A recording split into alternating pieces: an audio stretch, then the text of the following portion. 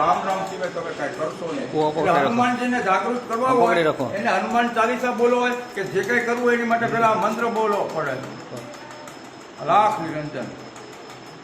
જ્યારે લક્ષ્મણજીને મૂર્છા આવી ત્યારે બધા કે સંજીવની જડીબુટ્ટી લાવવાની છે, તો કોક કે હું અત્યારે આવું, કોક કે કાલ આવું, પણ સૂર્યાસ્ત પહેલા એ લઈને આવવાનું હતું.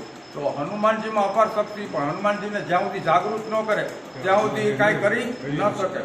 ત્યારે હનુમાનજીને જે ઓલા રીછપતિ છે, રીછના અવતારમાં છે, એ રીછપતિને ખબર છે કે હનુમાનજીમાં કેટલી શક્તિ છે. એટલે રીછપતિ પછી કહે છે, કહે રીછપતિ સુન હનુમાના, કાંચુક સાધી રહે બલવાના, પવન તનય બલ પવન સમાના, બુદ્ધિ વિવેક વિજ્ઞાન વિધાના, કવન તો કાજ કઠિન જગમાહી, જો નહીં હોય તાત તુમ પાઈ.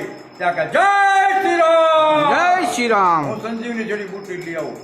એટલે જ્યારે હનુમાનજીની સન્મુખ જવું, ઓલું નજીક જવું હોય ત્યારે આ સુંદરકાંડના પાઠની અંદર આ કડી છે એ બોલીને પછી હનુમાનજીને તમે ઓલો કરો તો બહુ ઝડપથી કહેવાય ને, તમે રસ્તો નથી જોયો તો તમારે ઘર ગોતતા વાર લાગે, પણ કોઈ ગાઈડ તમારી સાથે હોય તો સીધા ઘરે પહોંચ્યો. અંતર કપાઈ ગયું ને, કપાઈ ગયું એમ એના સુધી પહોંચો. આ સરળ રસ્તા તમને બધા. જય શ્રી રામ, જય શ્રી રામ. ભગતની કાંડી હોય તો ભૂલ ચૂક માફ. જય ભગત. હાલો.